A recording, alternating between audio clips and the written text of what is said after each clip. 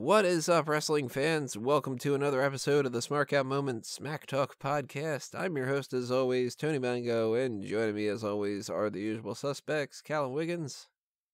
Hey, I hope you enjoy this podcast, and after you've done listening to this, why don't you check out 2001 A Wrestling Odyssey?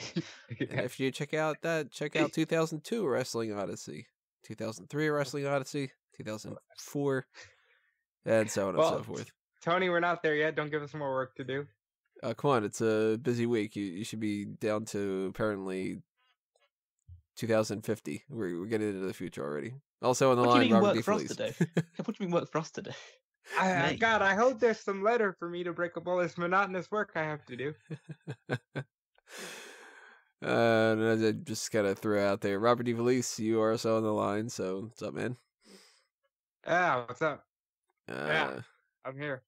We are talking about the January 2019 mailbag questions that you guys kicked off the monthly mailbag with. I'm very tired, so some of these questions I'm going to kind of speed through a little bit. And some of them I already wrote the answers to, and I kind of forget what I put up there. So you may get some kind of stupid answers from me. Or maybe not. I don't know. We're going to start things off with something pretty interesting, though, from Ben W. He says, what would be your wrestling-related porn name? And the first thing I thought of was Fruit Cocktail in some kind of way, because mango. So some kind of trunks where it would be 2 mangoes and a banana. But I also thought it would be funny if somebody ever went by the name Peter Johnson, which The Rock was apparently supposed to be called for a short time frame until they realized that he basically would be named Dick Dick. So I don't know. Is this one of those things that's like, the street you grew up on and, your third dog's name or some kind of weird shit like that? Is that how that stuff works? It could be. It could be, I'm going to go with Little Big Dick Dudley. How about that? How about Little Big Dick Dudley? Have I misinterpreted the question? Because I thought it was you choose a porn star name, which is a parody of a wrestler's name. That's probably what he was going for. So I had the one that I first came up with was Kevin Gash, the Inside Her. Rather than Inside. Oh, and then you got this. And then that just led to a flurry of other stuff. Literally, this is the main question that I just spent time just listing stuff. You got the Jizz. Fandango. See, the Jizz comes out to a theme song that just goes, I came. And that's it. Yeah. Got Whore Raiders. Nia Jax off. The Spunkosaurus. Got loads of stuff. Keep going. JTG Spot. Sticky Guerrero. Sticky Guerrero might be my favorite so far. Enzo No More, I told you to get off. I'll call the police.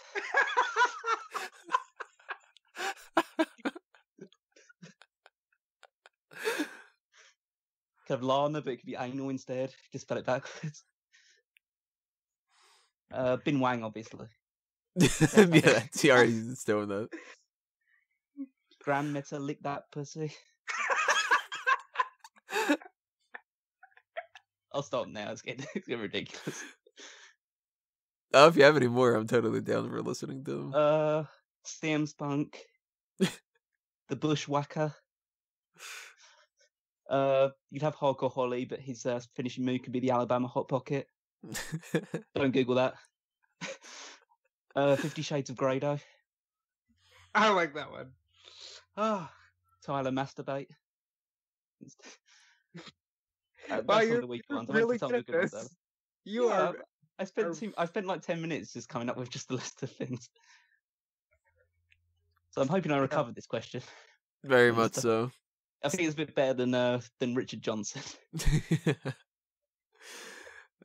Sticky Guerrero, that's got to be my favorite one. That's so good. Yeah, and if you guys have any answers to these questions, including that one, if you have any kind of interesting ways to work our names into wrestling porn star names or whatever like that, drop a comment below and do the same for all the other questions too, by the way. Another question from Ben W. What's more dead, Finn Balor's body fat or Bayley's career? Bailey's career, probably, I'd assume. Finn Balor's body fat, I think it's non-existent. Bailey's career, at least, is still going, you know? Yeah, she has a semblance of a career in the sense that she gets paid to work, whereas Finn Balor's body fat has just disappeared entirely. Bailey took a hit this week. Not so much as Ronda Rousey did, though, because at least Bailey was the mercy kill for Ronda's promo. Another question we got going on here. Best and worst wrestling show that you've ever seen live? I would probably say the most disappointing to me, I don't know if it's the worst, but the most disappointing was WrestleMania 29. I mean, I've talked about that before. You fucked up the pyro, you fucked up the entrances, the card itself wasn't all that great, the hot dog sucked, it was just a matter of like, meh. But I'd probably say the best that I've seen live might be TLC 2011. That was when Daniel Bryan cashed in Money in the Bank. That's when Zack Ryder won the United States title. It was kind of a fun night. So that's where I have to go. Maybe In Your House Mind Games, because I saw that one live too. That was the first pay-per-view I ever saw live. What about you guys? For me, the best show I've ever been to was Royal Rumble 2008. It's a really iconic show now with the John Cena comeback and all that. And the worst show was probably the last indie show I went to, which was in a casino area in New York. And the wrestlers beforehand, they all kind of were blah during the meet and greet. And the show just wasn't all that hot. The main event was Seidel versus Paul London. And it was good, but it didn't blow me away like I thought it would. And yeah, I've never particularly been to an abysmal show, just not so great ones. What about you, Callum? The worst one from my memory is I went to Raw on May the 14th, 2018, so last year. There's one in the UK, and that was the one where basically the entire show was built around a brawl between Roman Reigns and Jinder Mahal. Oh, fuck, So- you went to that one. Ooh. And I'm not a big fan of the television tapings for Raw and SmackDown. I actually like going to the live events when they come here because they're just a bit fun and there's no cameras rolling, so they can just do what they like, really. And the matches are typically better as well. I think there was a couple of good things on the show. I think this had a Kevin Owens Seth Rollins match, which was great, but the rest of the show was just really blah. Best show I've seen live: New Japan Strong Style Evolved UK. Main evented by Tomohiro Ishii and Kazuchika Okada against Minoru Suzuki and Zack Sabre Jr., which just kicked all kinds of ass. So much fun to watch it live. And they're coming back this year, so I'm definitely going to be checking out stuff when the tickets become available. What's your GTS, your go-to snack when it comes to watching wrestling? Ben asks. I don't normally have a snack. I'm usually... Let me paint a picture for you. Monday nights, Tuesday nights, Wednesdays, and pay-per-views. I'm usually working so much that I don't get a chance to do anything but scarf down my dinner, if that's the case. But on the rare occasion that I'm actually able to just like watch wrestling without having to type out on like 3 different websites at the same time what's happening, usually go for something just like hang out with a bunch of people and have some pizza. Pizza's awesome. Pizza's always good. Lately, I've been going towards the peanut butter Oreos. I just get like 2 packs of those and go through them during a pay-per-view. Or like last year for WrestleMania, I ordered a sandwich and a nice big chunk of cheesecake because cheesecake is awesome. What type of sandwich? I believe it was in Italian. So like, you get the prosciutto and the supersad and provolone, all the good stuff. Callum, you're using those what are those things called? I just blanked on them. The little the cakes. Yeah. I'll literally just have anything that's I can raid my kitchen for. So it would occasionally be those. It might just be like a bag of cookies or biscuits or something like that, or bag of potato chips or whatever. It's like I don't say I have a go-to snack. I just have a variety of snacks to choose from, which I will eat while watching wrestling or basically anything else because I'm a bit of a snack whore. Just as long as it's not chocolate, I'm fine. I think we're all a bit of a snack whore. I don't have a funny response to that. So. Coming soon, Smack Talk Snack Whores. Only on Smark Out Moment. Let's go to Howard's questions. He says, whatever became of larger-than-life characters these days? Remember the days when you had guys like Hogan, Warrior, Andre the Giant, Macho Man, Randy Savage? Which person would you consider larger-than-life in 2019? One person that comes to mind might be Braun Strowman. Other than that person, can't think of anyone.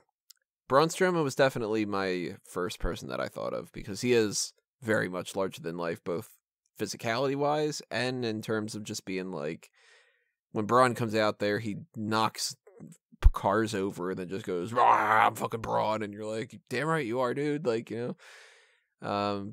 But this is where the distinction comes in. If you're talking muscles larger than life, like pure size, then we got Bobby Lashley to an extent, Nia Jax, Brock Lesnar, Lars Sullivan, Rowan, Harper, so on and so forth. If you're talking about character, the only other people that I could think of were The Ascension and Bray Wyatt. And really, other than that, I can't think of anybody, even on either spectrum. Yeah, larger than life doesn't really exist in the same way they did in the 1980s. There's a lot of the characters are a lot more, I wouldn't say real to life, but a lot more reserved and restrained. They're more just humanized versions of bigger wrestling personalities. I'd say in WWE the closest like larger than life character I think would probably go to maybe Elias, just because he seems to have a bit of a gimmick attached to him of just being like a rock star. If I could spread my wings outside, or actually maybe the New Day as well. Oh yeah, very they're pretty in-your-face. larger than life. That's true. Yeah, but if I could spread my wings outside of WWE, I'd almost the one that springs immediately to mind is Dalton Castle from a Ring of Honor, former world champion, because he is so brash and in your face, and when he's wrestling in a match, it's hard to pay attention to anyone else besides him because he's always doing something hilarious or worth watching. So yeah, I'd go Dalton Castle. For me, if you're going sheer size and presence, I would say Braun Strowman definitely. Brock Lesnar is, a massive man. But if we're talking just the way they carry themselves, the first person that came to mind is the Velveteen Dream. Fuck, yeah, Velveteen Dream is. Oh yeah, that should be Velveteen, yeah. He carries himself like he's just the greatest thing going, and I assume that purple smoke follows him everywhere he goes, like he steps out of a car and there goes the purple smoke, So he's definitely up there. Outside of WWE, there really aren't a lot. I thought of Kikutaro or some of the Japanese people who rely on humor. And I think I'll round out this discussion by saying Joey Ryan's penis. That's a larger than life character in wrestling, isn't it? You said about the Velveteen Dream with the smoke following him everywhere. You know how like in Law and Order, whenever they change locations, that gavel sound pops up? The bum bum. I can imagine that after hearing his theme song enough times that if he ever says Velveteen in any capacity, or Velveteen Dream, that he just hears somebody goes like, oh, you're in wrestling, what's your name? And he goes, Velveteen Dream. And then in his back of his mind, he just hears D-R-E-A-N. And that kind of carries into the other question that Howard has. He says, since being a wrestling fan for a little over 30 years, I'm not getting most of these gimmicks from what I see on television. For example, Ember Moon, is her gimmick supposed to be a she-wolf? And if so, why is it when the moon rises in her entrance, she does her scream? And also for Rosemary on Impact, what is her gimmick supposed to be? And what the heck is a demon assassin? What is one gimmick that you just don't get today? Ember Moon strikes to me as a good answer for that, because it's like, does she have a gimmick? Or is she just somebody who's kind of like I'm an original cosplay character kind of a thing? I still kind of don't understand that. I think they wanted to give her something when she went to NXT, but when you go to the main roster, they all kind of become Like, hey, look at me, I'm cosplaying a wrestler, and I'm gonna be a little mysterious. You know, they don't really carry gimmicks over well. As far as Rosemary, she's just, you know, a creepy girl. So think Bray Wyatt or Undertaker, but female. I think I don't want to say she's definitely not better in regards to like their mystique or anything like that, but she's very invested in a character both inside and outside the ring.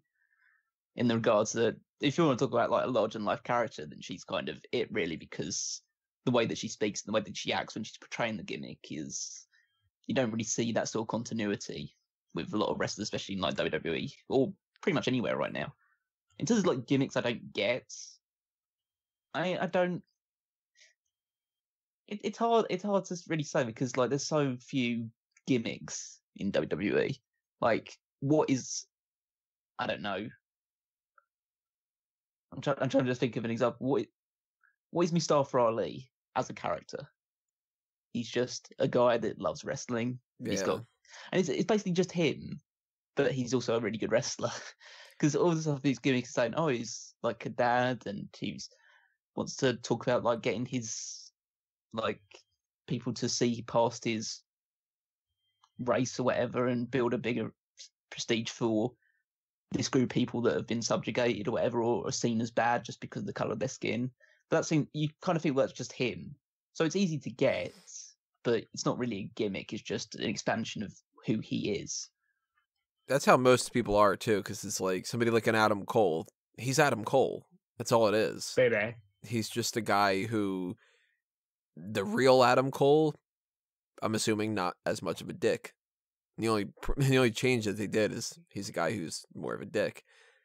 But for instance, like we were talking Velveteen Dream, still don't fully get what the Velveteen Dream's gimmick necessarily is. Like I enjoy it, but it's like if you were to try to explain him, I'd be like, he's kind of Prince, but not, and like that kind of a thing. It used to be a lot easier to just be like TL Hopper, he fucking is a plumber, the end. Or Duke the Dumpster Drosy, he's a garbage man, the end.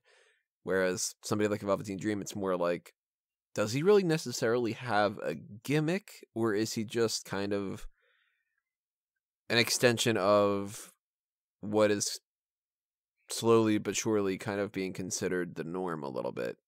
Because you can walk down the street in New York and find 5 Velveteen Dreams, you know? And for like, you know, the Forgotten Sons, is their gimmick that they were forgotten by WWE? Or are they forgotten by other people? Like, were they abandoned by their parents, you know? Because Jackson Riker didn't pop up in any capacity other than being the Forgotten Son. He came in as a Forgotten Son, so WWE didn't forget about him, you know? Why are the Authors of Pain the Authors of Pain? Why are they wearing flak jackets? And why the hell do they have Drake Maverick as a manager? And what the fuck is the Empress of Tomorrow? What the hell does that mean, you know? Why are Ruby Riott, Sarah Logan, and Liv Morgan a team? No, that, you know, my feelings about that. Why is Rusev Day still a thing? If we're going all the way, what the hell is a Rusev Day, and why is it still a thing? What Especially now is that a they're Dolph heels. Ziggler? I'll tell you, well, Dolph Ziggler, at this point, you could just be like, he's that douchebag that does 80s hair metal cover bands, and he does it poorly. That's Dolph Ziggler right now. What is a Dolph Ziggler? It's a wrestler who is always not given the credit that he deserves, that will pop up after saying that he's not popping up. That's a Dolph Ziggler, according to him. No, What that's is Chris it? Jericho. That's Chris Jericho. What is Like- an Andrade? For instance, like the Ascension, Welcome to the Wasteland. Are they supposed to be in like a post-apocalyptic world? Like a Mad Max type thing? Because if they are, they're not. You know what I mean? Like, If they are, then the post-apocalyptic world is going to be pretty weak and pretty easy to conquer in that regard. yeah, It's that's, like, oh, these you are the guys know, that are looking after it? Okay, we'll just Hey, push you over Connor there. won 2 matches last year. He could do it. that was so random that he did that too. They were just like, hey, let's push this big bastard. And then after they did it, they were like, nah. So why is Dakota Kai the leader of Team Kick? Does she have other members of Team Kick? That way. Yeah, who is supposed to be in that in the WWE version at the very least? Tegan Knox, maybe, but like they haven't teamed, have they? On live events, they haven't teamed on NXT because every time that Tegan Knox is available to compete on NXT, she's injured. That's true. I feel so bad for that girl. I mean, she can't be part of Team Kick because her legs don't work anymore.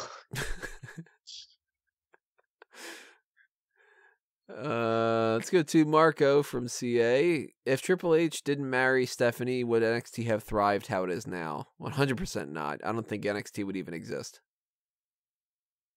Yeah, I mean, go ahead, go. I was going to say NXT might exist, but it might still be the reality show format that Ugh. was the original version of it. But I think if Triple H didn't marry Stephanie with the way that this company's gone, he probably still would have been in a similar role that he has right now, but not as high ranking. He'd be the filling in for like the Michael P.S. Hayes, Pat Patterson type role. And I'll say this, that for Triple H in his character, Shawn Michaels would have never become the sidekick like he did later in the careers. Let's see, same type of question. If Meltzer didn't tweet at Cody with the Arena Sellout Challenge, would AEW have been born? No. I think that Cody would have started a promotion, but it would have been more along the lines of a wrestling school and a promotion, not anything close to what he's got. I think if that one challenge didn't get thrown out, you wouldn't have seen All In, you wouldn't have seen AEW, and I don't think you'd be seeing Ring of Honor in Madison Square Garden. Probably not. I don't think it would have happened this quickly. I think they still would have gotten around to it. Because Cody and the Bucks have developed a strong bond anyway, and they probably have been discussing it longer than that point in time. So why don't we just start our own wrestling promotion? They probably say, oh, that's crazy, that's a pipe dream, whatever. We're fine where we are right now. And then that tweet happens, and then it accelerates the entire process. So I don't think it's an inevitability that this tweet led to it, but it definitely means that we're here in 2019 as opposed to like 2 or 3 years down the line. At the very least, it stalls it, that's for sure. Who knows? Maybe they would have called it something completely different. Maybe it would have been like something based on the road's name or something. I don't know. All Meltzer wrestling. Thoughts on tagging the Hype Bros with Matt Riddle? Number one, Hype Bros should never be a thing again. Mojo Rawley and Zack Ryder should never tag up anymore. And if they do, they shouldn't drag Matt Riddle down with them. But I would like to see some kind of a backstage segment with Ryder and Matt Riddle where they just keep calling each other bro. Just one time. That'd be kind of fun. Absolutely. And while we're on it, what was that weird Mojo Rawley yelling at himself in the mirror thing? At least he's got it right when he says, like, you're the problem, and he's talking to himself. It's like, you're goddamn right about that. I'd like to think that he's looking in the mirror and saying, like, you're the problem, and people think that he's talking to himself, but there's actually, like, a two-way mirror, and it's actually Vince McMahon behind it as well. It's like, you're the problem. I would have laughed really hard if it would have not been a mirror, and it would have been laughing at, if he would have been yelling at, like, some catering dude. He's just sitting there, like, I don't even know you, man. I'm just like Jeff or something, you know. But yeah, definitely don't team Matt Riddle up with everyone. He's fine on his own. But I think the bro segment with Zack Ryder would be pretty cool. And then you also get Booker T make a cameo as GI Bro as well. I like that too. That's a good idea.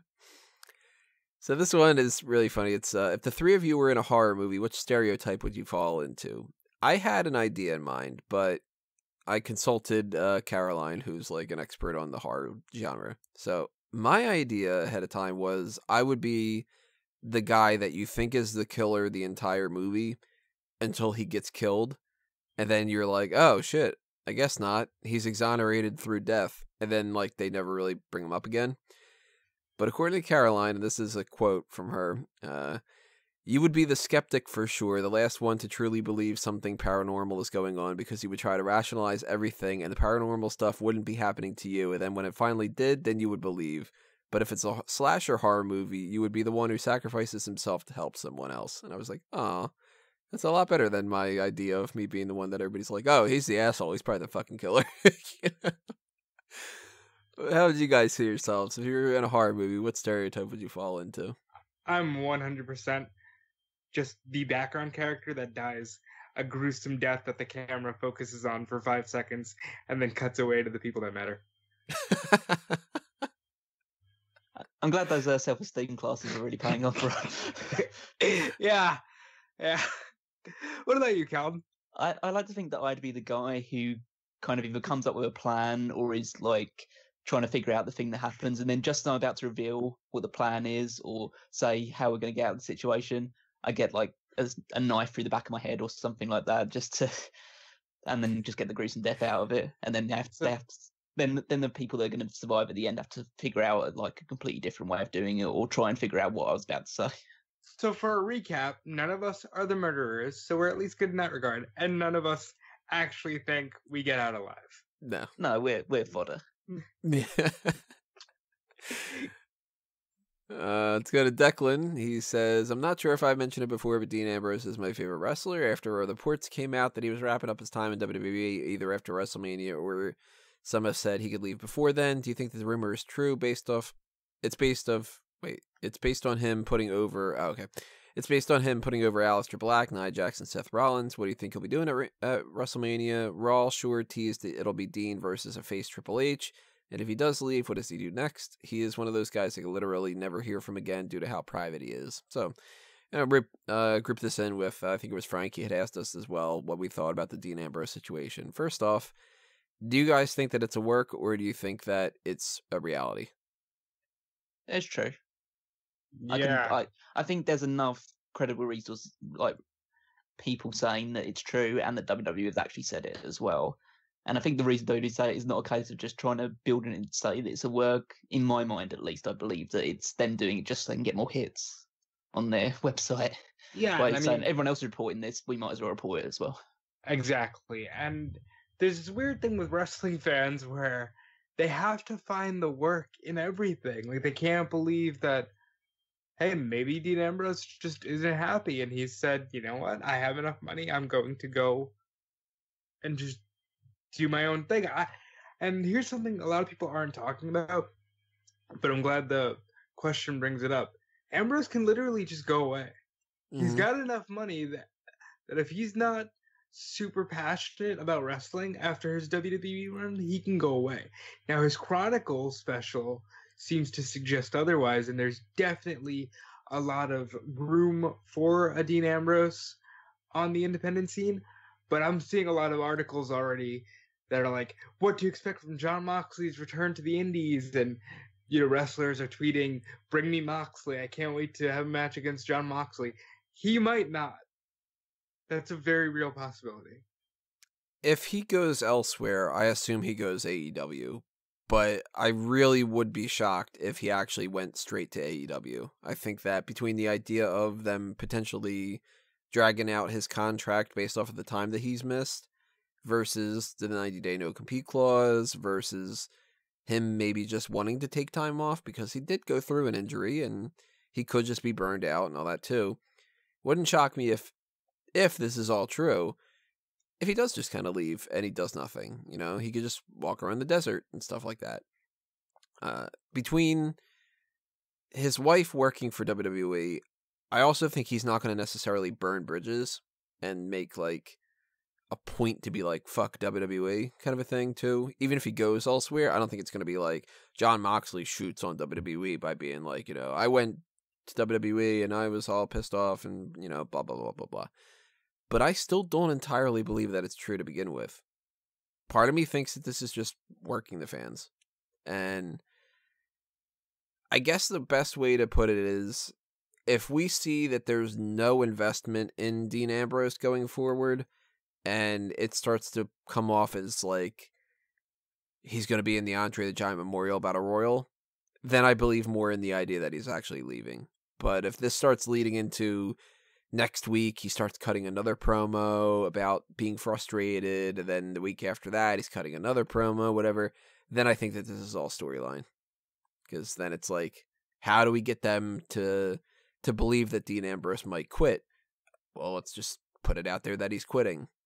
It's very strange that we've never in the past, as far as I can remember at the very least, I don't remember them ever saying this person has chosen not to renew their contract and they're leaving in a couple of months. It's very strange. The only thing I could think of is AJ, and with her, they kind of just said, she's retired, you know? Yeah. And that's after it happens. This is leading into WrestleMania saying, after Dean Ambrose started to cut a promo about when I came to WWE, blah, blah, blah, then they put something up on the website about it. Oh, you see, that's interesting. Now, I'm going to admit I had the sound off for a lot of Raw, so I didn't actually know what he was starting to say. I just saw him get interrupted. I think that the words he had said were just, when I first came here to WWE, and then the music hit. I don't think. I mean, even if that is the case and it does build into a storyline, that doesn't necessarily mean that it's not true. It could just be that now they know that the jig's up, they can basically build a storyline around the fact that he's going to be leaving in April, and he could still end up leaving in April, but he just put someone over on the way out, whatever. That's true. So we're not going to know until April, let's put it that way, one way or another, whether he stays, whether he goes, and we may not even know until like far beyond April, because WWE does have the ability to essentially freeze him for a considerable amount of time out of the wrestling business. And it's just it's going to be a bit of a weird situation. I don't think there's going to be a company out there that won't want to take him on if he does decide to continue wrestling. AEW is seemingly the obvious choice, but he might just want to tour around the indies for a little bit if he wants to keep fighting. He could go to Japan. He could go to Ring of Honor. There's a litany of choices for Dean Ambrose. For some reason, I can't see him going to New Japan. I think his style would fit well with it. I think it's just a situation where he can go a little bit more to the extreme. He can swear during matches. He can be a bit more violent. He can use weapons and any other side of things. He can explore a completely different character in a completely different area where he needs to build himself from the ground up, as opposed to coming with just such a huge reputation almost. I'm not saying that I don't say it's likely or whatever, because Japan's a very crowded area and he always seems to be like a guy that appreciates his solitude. But I wouldn't say it's an impossibility. And like you say, that there's just as much of a likelihood that he just decides to give up and find a secluded area somewhere where he can just go, and whenever Renee Young's away from work, she'll just come back to there or whatever, and then she'll just carry on touring. Mm-hmm. He's one guy that I think could end up in Impact. And the only reason I would say Impact is because they have Sami Callihan and OVE, and Dean Ambrose would be a good fit for that. He is good friends with Sami Callihan and can really, help expand the brand. And since Jericho said that they do have money and they are looking to spend some money, maybe Dean Ambrose takes a chance. They're spending it all on trying to get a crowd in, aren't they? Poor TNA. For that matter, though, I don't think this leads to a Triple H program. I in any fashion. That. I thought that on Monday, but then when the news came out, I wouldn't be surprised if he did nothing. I think they might try and do something. I mean, I don't know what day in April, whatever, that his contract expires, or when it's supposed to anyway. But they could do something that this is like speculation or whatever, but if Roman's back by that point, you could just have Roman kick him out of the company. Yeah, that's true.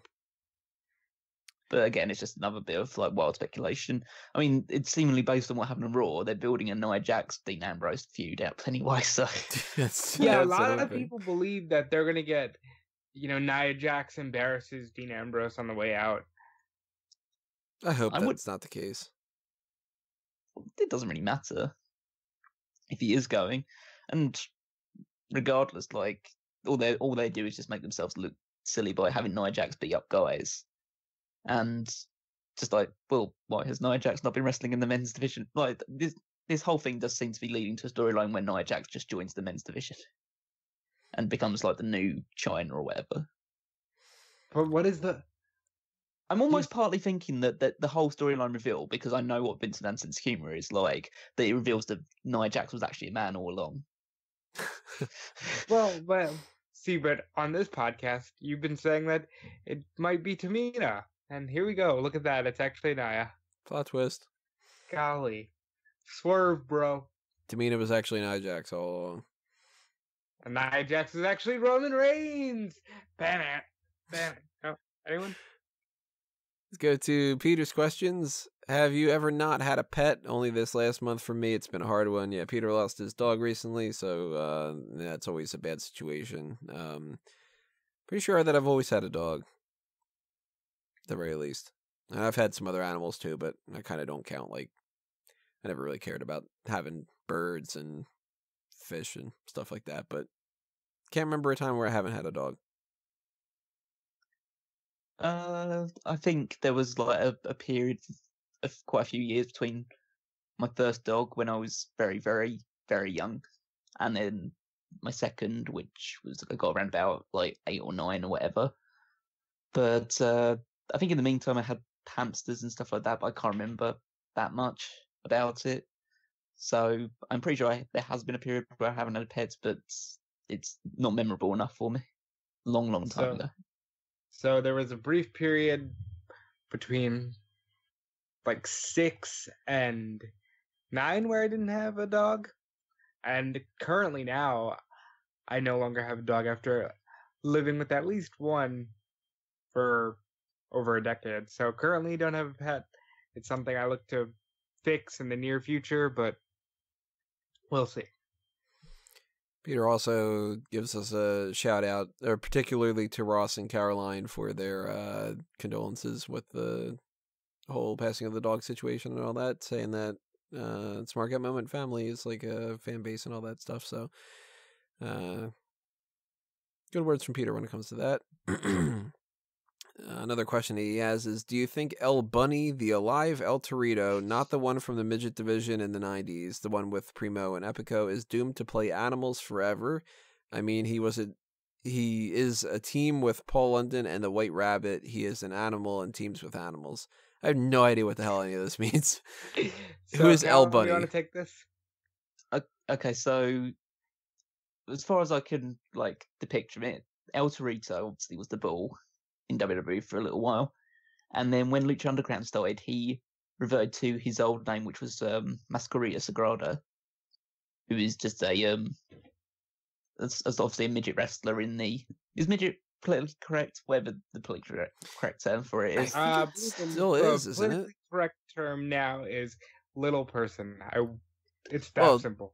Outside of wrestling, it's little person, but I still keep hearing it referred to as midget wrestling. Well, it's not like wrestling has ever been on the cusp of political correctness. That's so true, but it's just a little person wrestler who's obviously masked and was most known for his time in like Mexico, and he plays because he dresses in an all white not bunny suit, but just an all white suit. Paul London's Rabbit Tribe worshipped him as essentially the White Rabbit from Alice in Wonderland. And so like for a short period before the Paul London and his tribe turned up, he's the only one in the tribe because all the rest of them were killed in the last season of Lucha Underground. What the fuck is all this? There's a lot of death in Lucha Underground. There have been many deaths, and also many people have come back to life from after being killed. It's a very different program than WWE stuff. But yeah, so I don't say he's doomed to play them forever, but it is quite funny how he just seems to be, just because of his size, given some sort of animal gimmick to work with. First of all, Paul London is a very underrated talent, but man, Lucha Underground is a trip. It sounds like based off of what you're explaining to me with the White Rabbit and all that it's a trip from LSD or something. I mean that's not even the craziest thing that happens in Lucha Underground most of the time. I mean, you want to talk about like crazy stuff. You want to talk about the gauntlet of power that like if you grab hold of can strike people with lightning and stuff like that. And like one of the wrestlers that sacrifices other wrestlers by hitting their move, and then a red light comes on, and then they disappear from the ring and stuff like that. Wrestling. Yeah, it's wrestling. It's fun wrestling. Peter says he was playing with Sarah Logan in the game, and she's pretty much as athletic as Naomi. Do we think that WWE would let her show off her skills more? And I have not seen these skills because I've only seen her in NXT and WWE, so I don't really necessarily understand what her potential is that she's not tapped into yet. But Well, if she also, can do Peter, better, I'd love remember, to see it. Well, remember, Peter, you're playing a video game here, so they're gonna stretch it a little bit. But I'm sure Sarah Logan at some point is going to break out, and she might be the hidden gem within the Riot Squad. I think. I mean, I don't know if anyone else picks up because I don't try not to listen to commentary because I don't want to like kill my brain cells even faster than they currently are deteriorating. But when I hear like the Sarah Logan stuff come in, people just talk about how good Sarah Logan is and how much potential she has and how she's going to, how she has Viking blood and stuff like that. And like, is there something that you know about Sarah Logan that I don't see about Sarah Logan, or is something that's really going to happen with Sarah Logan? Because the commentary just seems to really big her up at every opportunity they get. And I mean, she probably is like really, really good, or at least she's improving a lot. But it just seems weird how much they put a focus on her in any Riot Squad match, at least from what I've heard. Yeah, So I maybe haven't she's paid a too much Lexus. attention to that, but if that's the case, then she should break out on her own, and she should be like some kind of Viking character instead of being part of this awful stable. Wait till the War Raiders come up. I'm sure that'll happen. I hope so. This, I think Peter asked this the last time around. I put it on this one because I thought it was funny. It's, do you think that Dean Ambrose threw Renee's phone to Michael Cole because there are nudes on them? Nope. No, it actually turns out that in Renee's notes section, Ambrose's resignation letter was there and he didn't want to lose it. So he just quickly saved the phone. I like that little toss, though. That was kind of funny. It's just like, I don't want to pay for a new phone. Catch it, Cole. If there were nudes on them, why'd you throw them to Cole? Maybe because Well, he's like an asexual character. Yeah. Oh, exactly. my. It's boss time.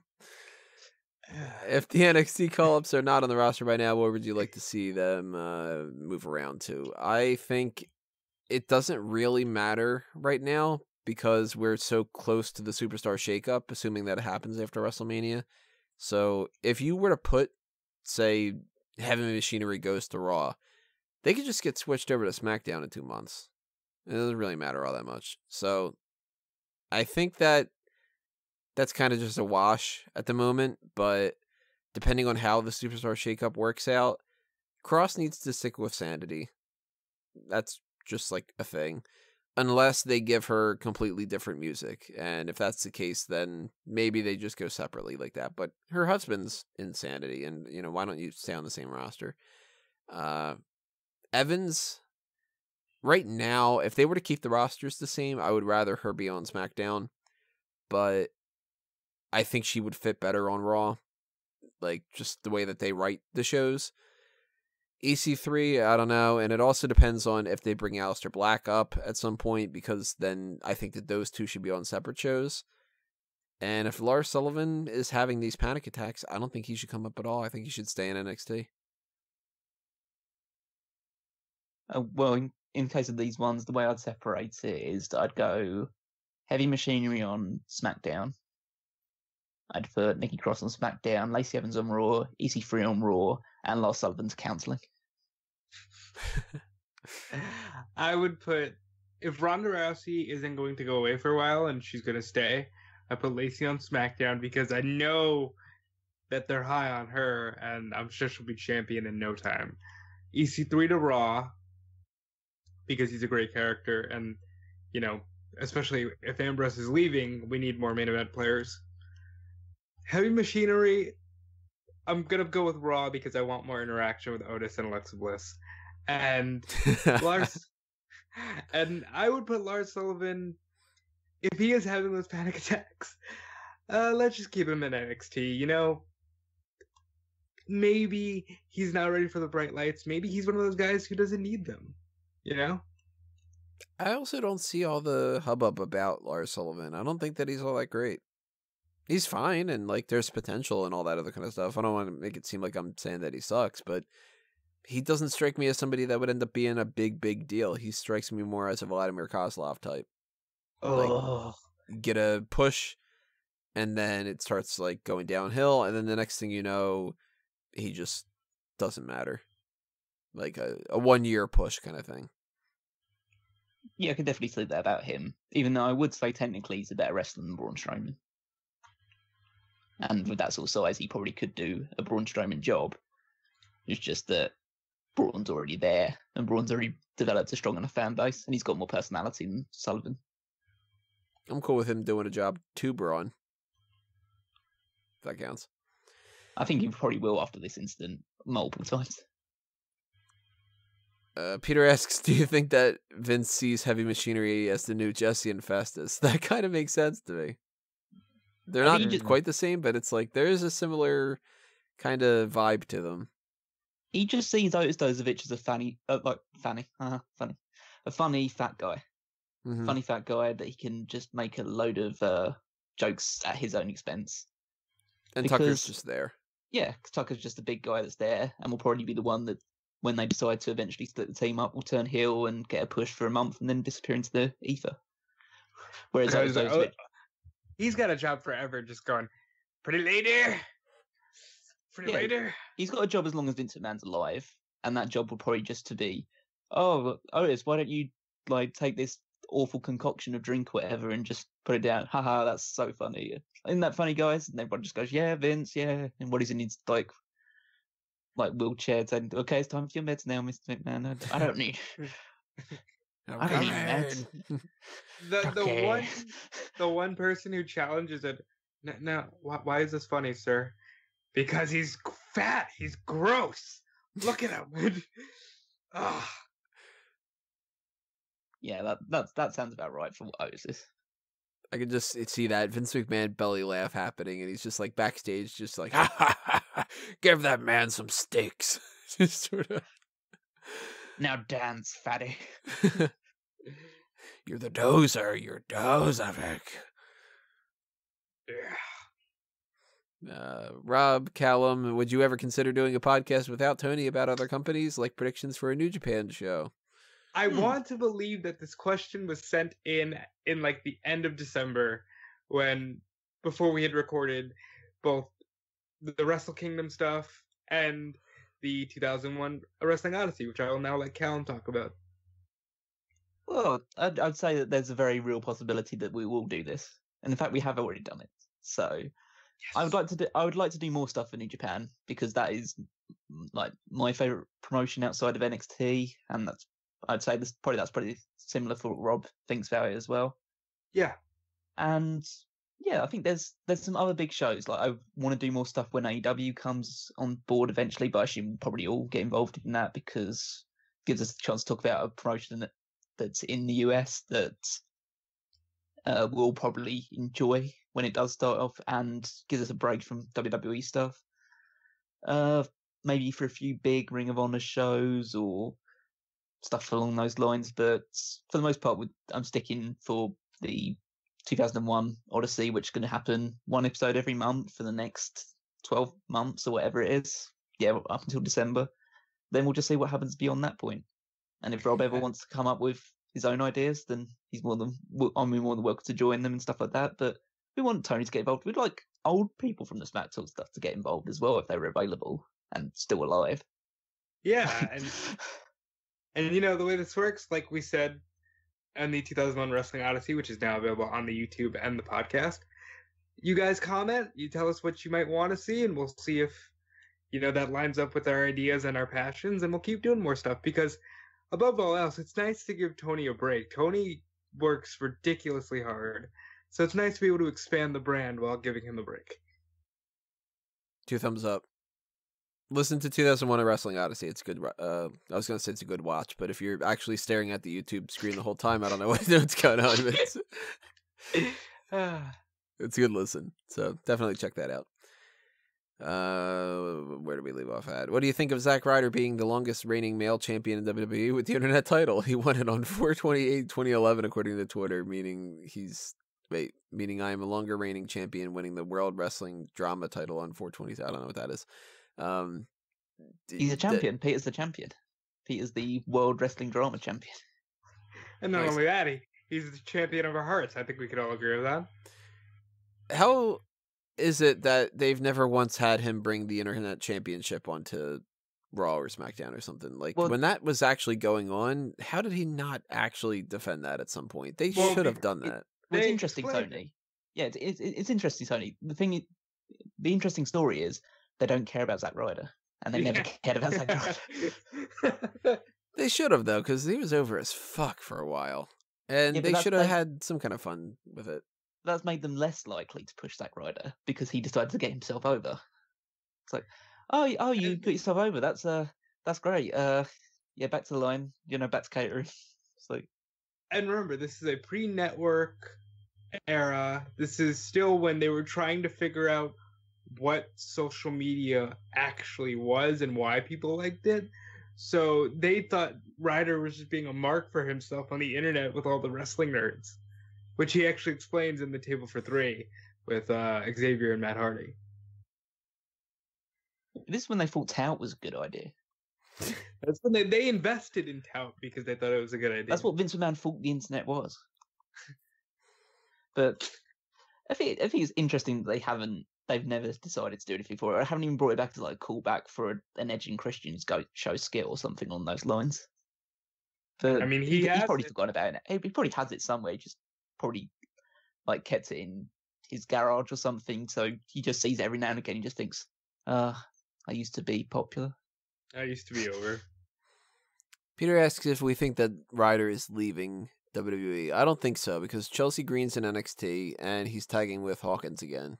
So those are two things that can definitely keep him in there. And I think that he is at a point in his career where this sounds really kind of mean to say, especially because like I'm a fan of Zack Ryder, so I don't want it to come off as me being like, diminishing him. But I think he realizes that he's got a comfortable enough gig, and maybe he doesn't reach any higher limits, but maybe he doesn't necessarily need to. Like, this dude won the Intercontinental Championship at WrestleMania.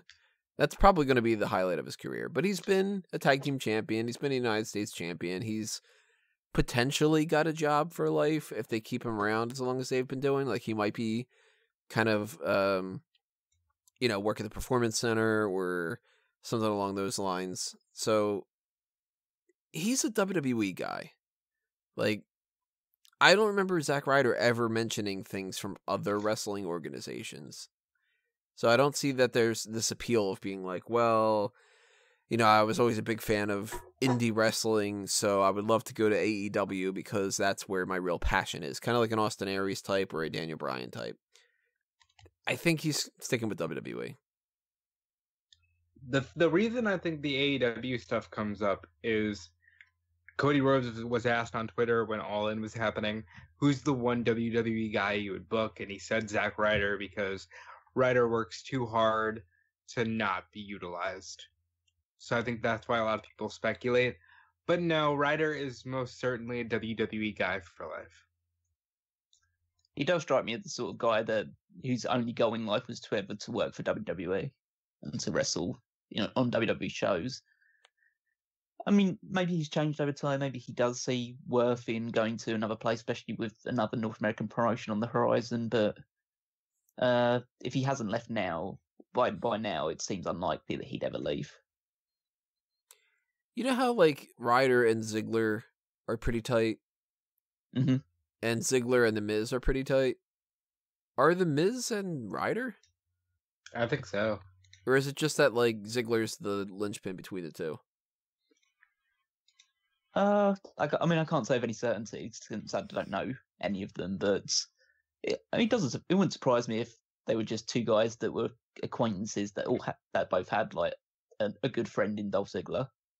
But they've been growing up in the business a similar amount of time. They've been there for a similar length of time, so it wouldn't be surprising if they were friends as well. Like go-to people to talk to backstage and that's all at the very least. Yeah. So if that's the case too, like the longer that people like Ziggler and The Miz are around, if they are pretty close to them, then, you know, if you're surrounded by a bunch of your friends, you're having more fun than if you're surrounded by a bunch of strangers. It's just kind of the way that life works. Mm-hmm.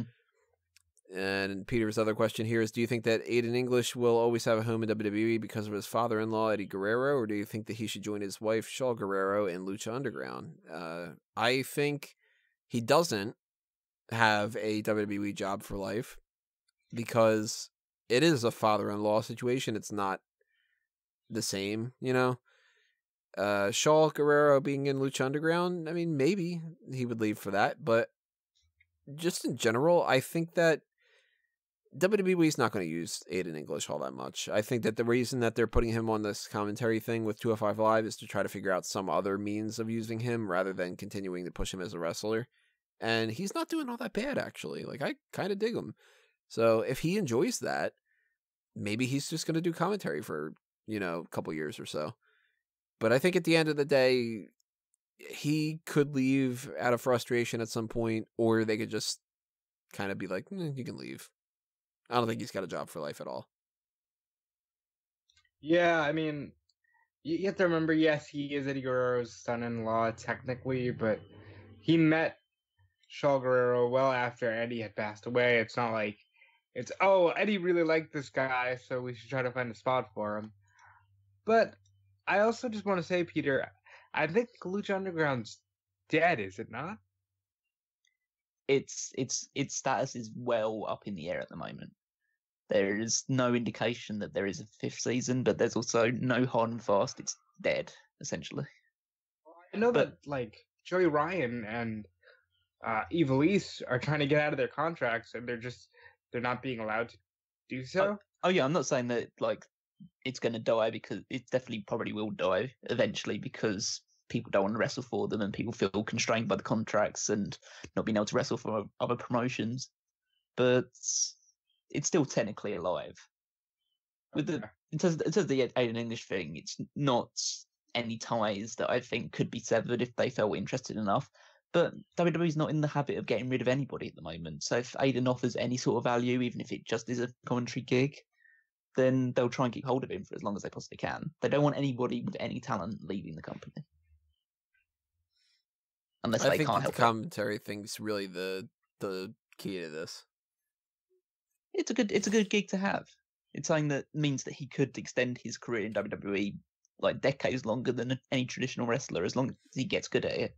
And in WWE, you don't even have to be good at commentary to be a commentator. So that's true. Boss time. I'm enjoying him a lot more than having Percy Watson there. That's definitely the case.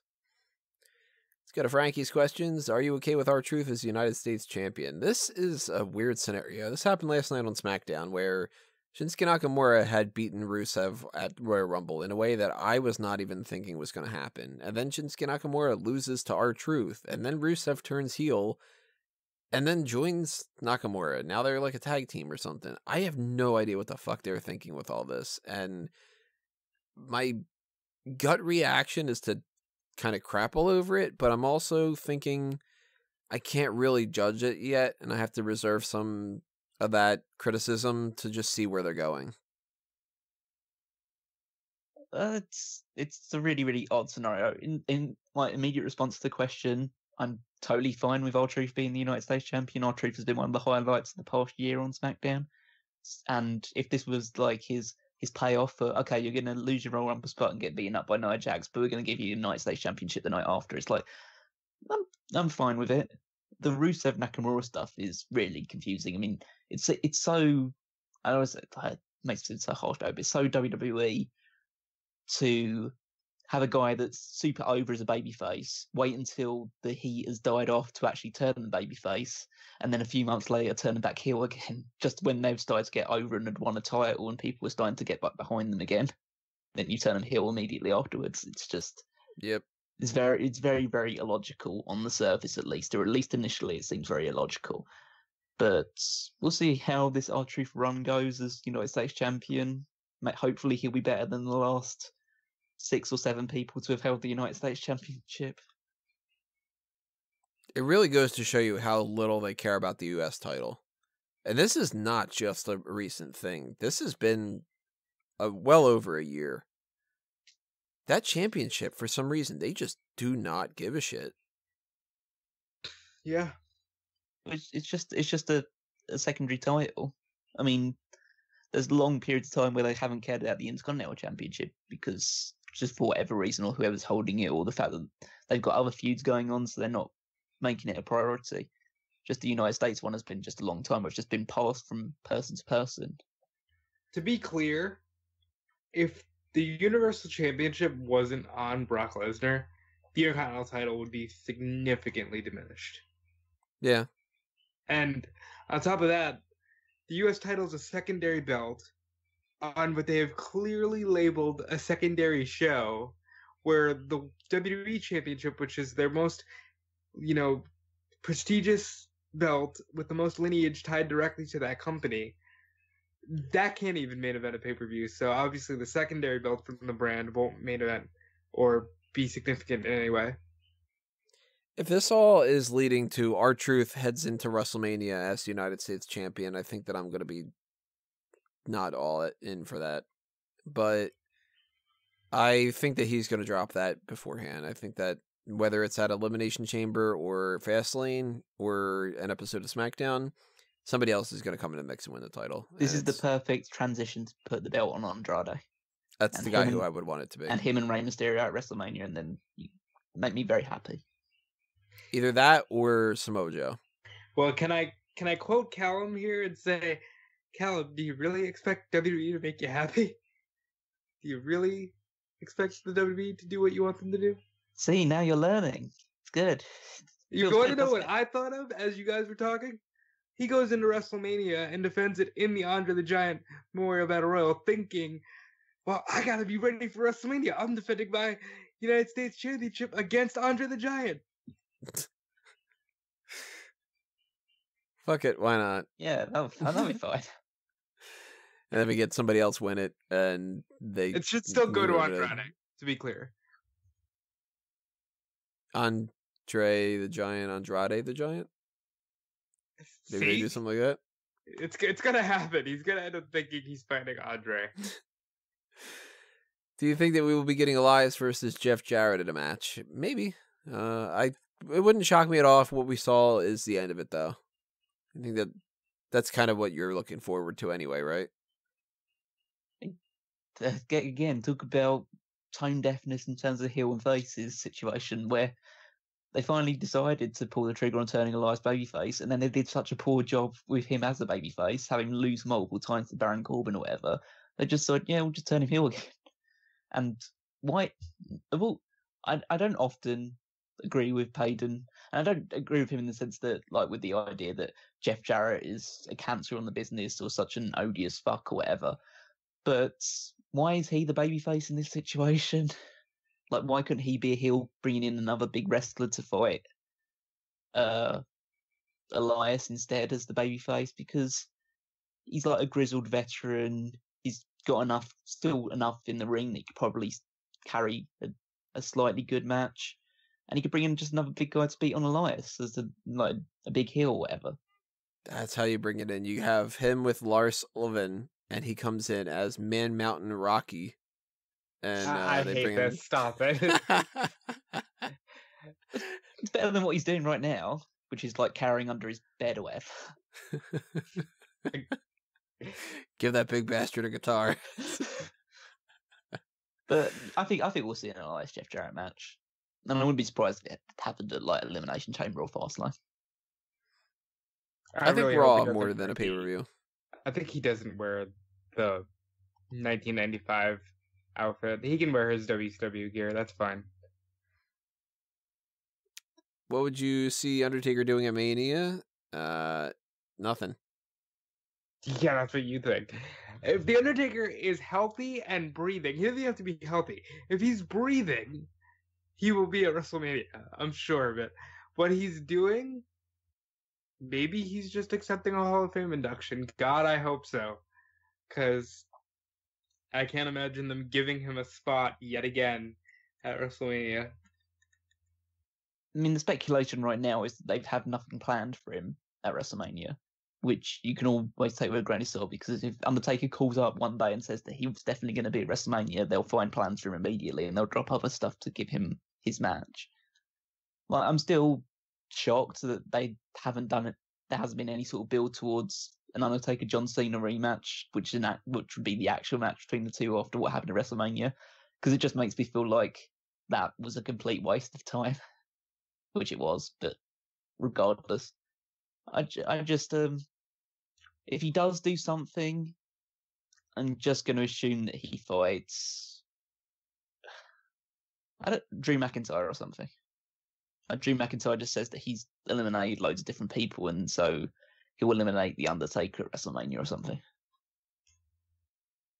I don't even think he's popping up for a promo. I think he's doing literally nothing. Yeah, But nothing in my lifetime has led me to believe that's a possibility. I think if he can do anything, he will. I hope he does something. Like, I mean, obviously, Undertaker's my number 2 favorite of all time, so anytime Undertaker pops up, I'm down for it. But man, I think I don't want him to wrestle anymore. Yeah, it's the thing is he can't wrestle the way that he used to, and unless you're all in on like really building enough of a program and doing a real legitimate match, like I don't want an Undertaker match like what we had last year with John Cena. That whole thing sucked. So there's not a lot of people I'm interested in him actually fighting.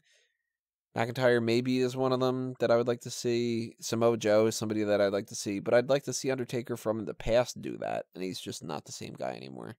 So give him a year off at the very least. You know, just figure out something better for him to do, and then we'll talk. Frankie asks, "What is the most overrated place to eat in your opinion?" I got a couple ideas to pop in my mind.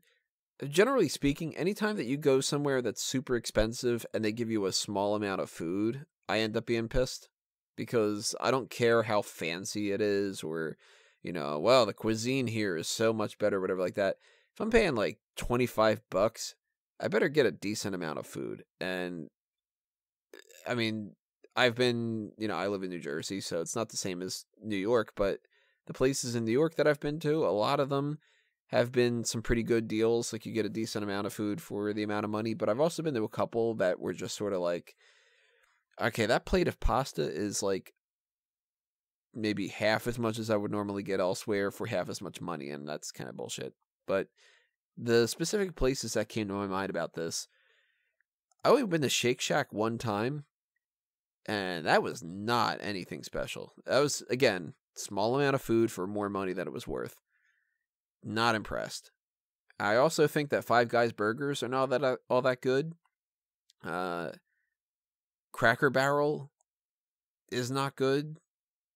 I had a couple things there that are decent, but generally speaking, it's not all that what it's cracked up to be. Crack. And I don't like Chipotle at all. I mean, I don't know if I don't think I can really answer this question. I avoid eating out as much as I possibly can. It feels like an obligation as opposed to something that I'd actually enjoy to do. So everyone else is eating out, then I was just like, oh, fine, I'll just tag along or whatever. So I don't really think of any places overrated because I just think the restaurant idea in general is an overrated thing. If you want something like really well cooked or whatever, you probably do your best to do it yourself, just follow a recipe. Whereas most of the time I'm just fine just putting something in an oven and that's pre-made and letting it heat up, and then I'm good to go, really. Well, I 100% agree with Callum. I'm not somebody who loves the idea of, going to a restaurant. I'll say right now, the people I live with love eating out.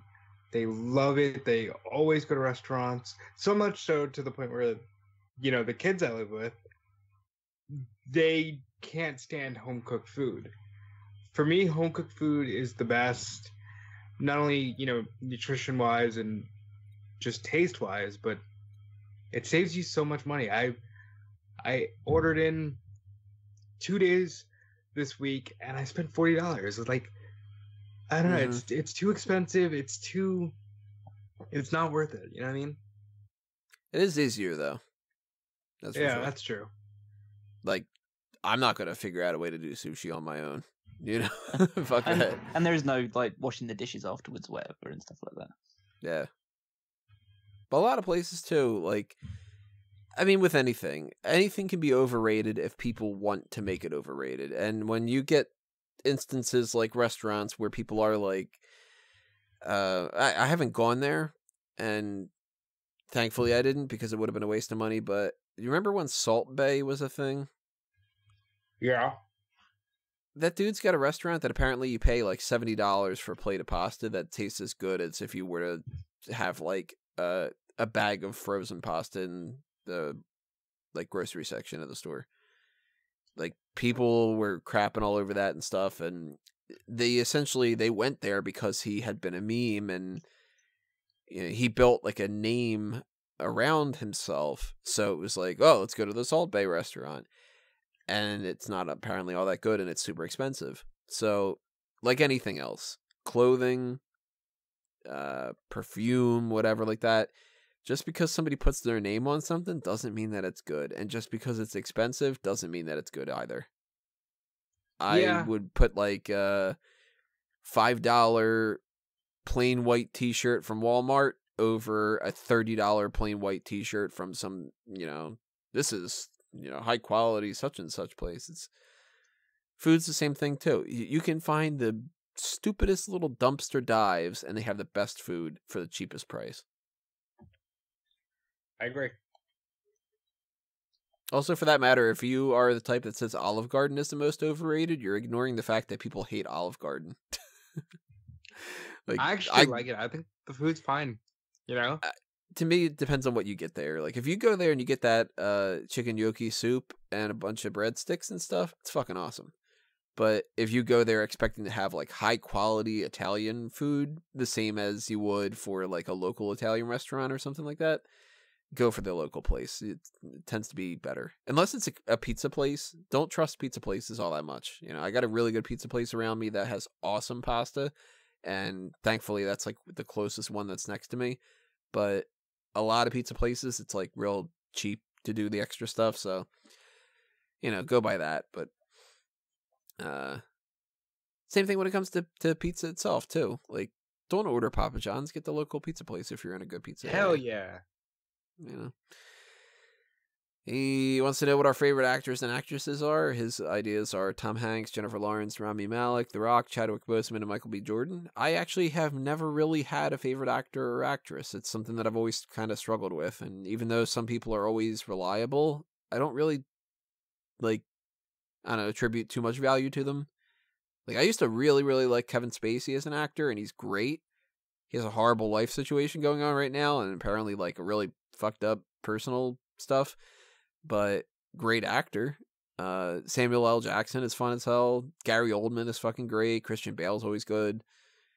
But I don't really have like a favorite. There's nobody that I ever see make a movie and then I go, I gotta see that because this person's in it. Male or female. I would agree. There's nobody where I'm like, wow, I'm gonna watch this just because, Jason Segel's in it. I will say that I love Rami Malek and everything he's done is very good.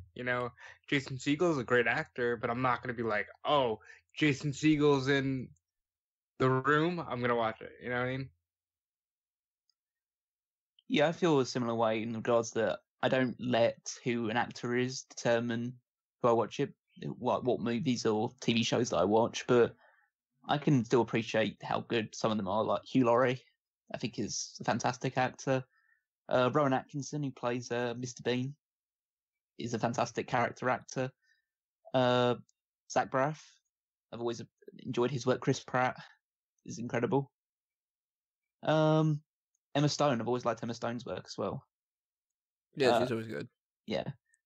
But there's nobody who, like, if I just see their names on the thing, I will definitely watch that movie because I'll just watch the movie if I want to watch the movie. It doesn't really matter who's in it for me.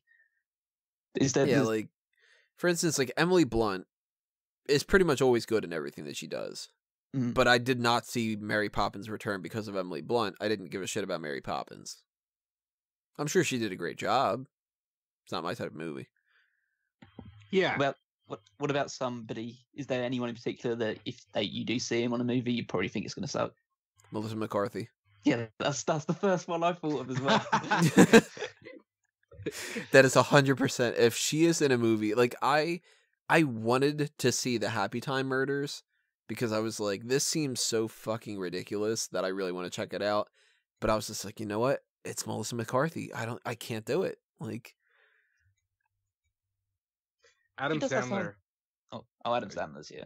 Yeah. Not to say that like his older stuff is bad, but like if he's in a movie today, I know it's not going to be worth a shit. I mean, you don't like a 45-year-old guy going, no shabaloo, or whatever. Like, just kind of... Yeah. I go with John Travolta. Even though even though some of his performances are so bad, they're entertaining. But if he's trying to be serious and trying to be good at something, like, then it just gets really boring and it's still bad. Like, he's either boring and bad, or he's so like bad that it's entertaining. Apparently, Gotti is so god awful that it's amazing, and I'm considering watching that at some point. I'm assuming it's another like Battlefield Earth, like just so nonsensical and awful that it's just like you'll watch it and just go, "Oh my god, that was so terrible," but I had so much fun watching it. Here we go. This is Bristol and Frankie. He says this question is probably only for Rob. What do you think of Riverdale season 3? I think this whole supernatural stuff. Or I like this whole supernatural stuff. I think the Gargoyle King is a cool concept, and apparently they are trying to be more like Sabrina the Teenage Witch. Do you think that actually the Gargoyle? Wait, do you think that was actually the Gargoyle King from last episode? Who do you think shot Hiram? I think the owner of the farm is the Gargoyle King, and I don't know who shot Hiram. This will be a monthly thing, just like Big Brother. I have no idea what any of this means. So Riverdale is a show on the CW about the Archie comics. And all right, I thought the first season was great. However, I completely disagree with Frankie. I think they completely jumped the shark with the supernatural stuff. And yes, Sabrina, the Netflix one, is supposed to play into the Riverdale timeline, but I think they completely jumped the shark. I much rather the murder mystery of season 1 than all of this like added on supernatural stuff, because at the end of the day, these are still supposed to just be kids. Like, I have a hard time with stuff like that, which is why I always prefer animated superhero content, because I think you can play with animation so much better than you can with live action. Now, as far as who shot Hiram, I don't know. Maybe could have been Veronica, maybe Archie, and the Gargoyle King. No clue. Was Archie comic stuff like a murder mystery and all that? I thought it was just like... Yeah, it was. But it was brought to the CW, so, they had the added drama. That stuff. seems so crazy. By the way, I don't know how he knows that I watch Riverdale. Did I say that in a previous episode or something? Yeah, he had asked if we watched it. And I had said I watched episode 1, and I was like, nope, can't do it. Okay. Let's see. Have any of you been to an NXT event? Nope. I'm considering going to one Saturday, but I want to know if the Undisputed Era will be there, because if not, then I'm significantly less interested. I want to go to an NXT UK one at some point, but they've done so many of them, like up north in Blackpool and stuff like that. It's just too long to travel and too expensive. But you're going if it's Walter versus Pete Dunne, aren't you? As soon as they announce that match, I'll be the first person to buy a ticket for it. I can't miss that match. I'm still debating trying to figure out tickets to get to TakeOver New York. But we'll see. Would you be shocked if Casey Catanzaro gets a main push as far as NXT goes? I would be shocked if she didn't.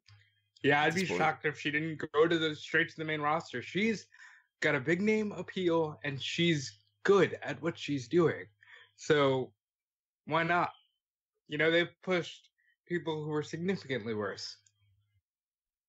Yeah, she's got crossover appeal. She's small, so she makes the perfect babyface character.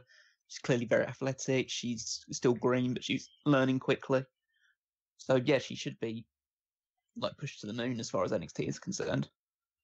If you got somebody who's got a bubbly enough personality that she can be loved, who is attractive and athletic and all that, you've got something there. So she was my biggest standout for the Royal Rumble.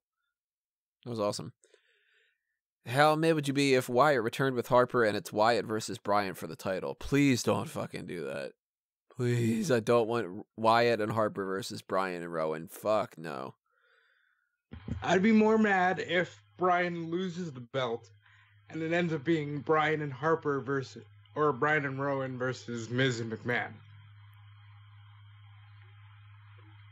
I don't think that's got a chance. No, I'm kind of ambivalent towards it. Like, I don't really care, and the only thing I don't want to see is more Bryan versus Styles feuding for the title. But that's probably going to happen. So anything as an alternative would probably be better. It'll be different at least. If you were uncreative, how would you handle the Roman Reigns return? I think that this depends a little bit on what Dean Ambrose is doing, because I kind of agree with what was brought up earlier. If Ambrose is still around, that's the go-to feud, Reigns versus Ambrose. But generally speaking, and I'm sure that a lot of people would disagree about this, but I think that it might be the best course of action, I'd have Roman Reigns return and not start a feud yet.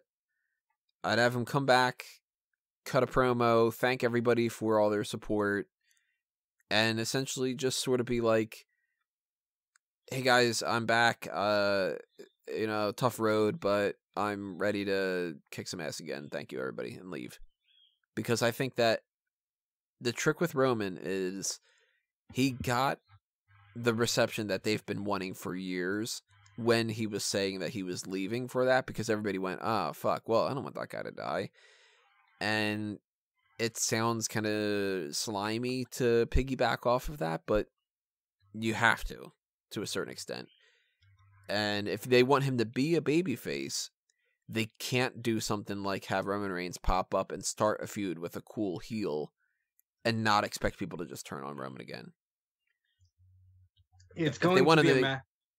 If they want him to be a heel, then that's a different story. Because if you can have Roman Reigns return and everybody's popping for him and you make him a heel out of it by him saying like, and I beat leukemia and fuck you all and all this other kind of stuff like that, then you put him straight into a program with somebody. And at that point, it just depends on the superstar shakeup. They don't have that kind of... They don't have the balls for and it. Stupidity to say, I beat leukemia and fuck you. Like, no, they don't have the balls to do that. It would be fucking hilarious, but they will never do it. That's not a case of having the balls to do something. That's a case of being just just wanting to fuck the fans over. Because finally you have a situation where people want to cheer Roman Reigns returning. It's like, oh yeah, he's back and he's recovered and he's going to be better than ever. And then they immediately turn him heel after years and years of people desperately wanting him to turn heel and then refusing to do it because of their sheer, I don't know, doggedness in the fact that they were going to get this guy over. Then he finally is over, and then they would immediately turn him heel. That's a sign that just WWE just doesn't care about his fans at all. But some people. But remember too, that people might not be all that receptive to him when he returns. Yeah, but that could have been a little kind of temporary thing. I think how can those you people not be receptive to him at least in the onset of, hey, I'm back? Like, are they not really gonna be like, oh, he can go again? Fuck this guy, boo! They're not really gonna do that. I kind of equate those people into a group of people that I just don't want to be associated with, because there's also probably people that are going on to like forums saying that either the cancer thing is a work or they hope that he dies of cancer so he never comes back. So I don't really want to associate myself with.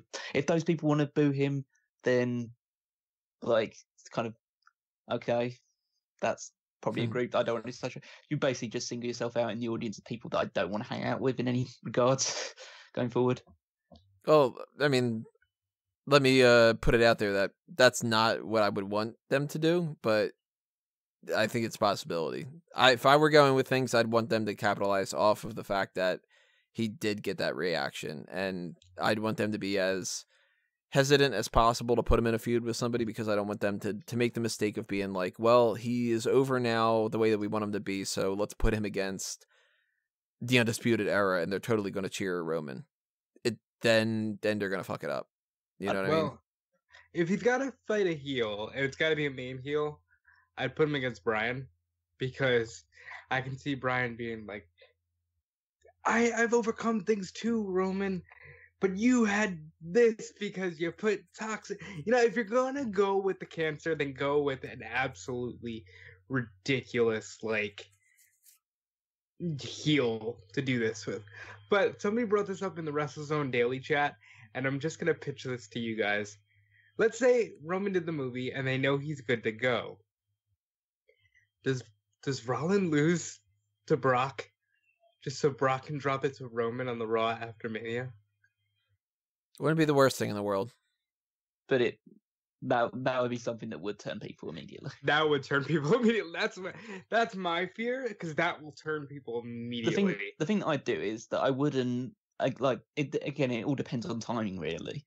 But say he is good to go the night after WrestleMania, I'd have a situation where Rollins has won the title the night before. Brock comes out and he's like pissed and angry, and he just wants to take out Rollins, whatever. You have Roman come out and basically kick Brock out of the company.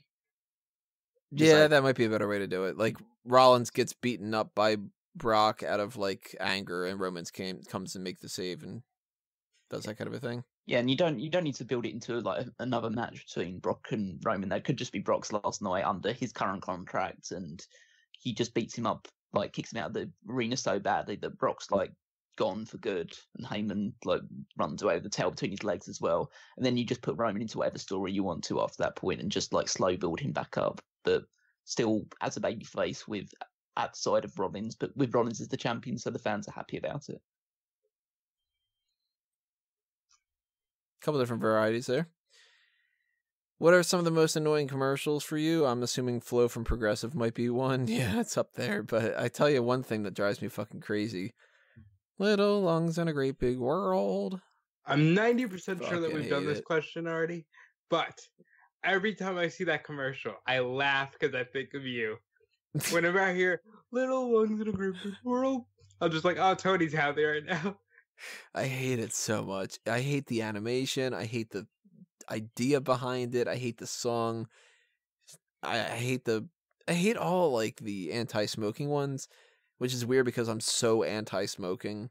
Like I will, be the first person to sign a form that says anybody who smokes is an idiot, and that you should never ever do that for any capacity, even for like you should never grab a cigarette and ever consider doing anything with it other than throwing it the furthest away from you.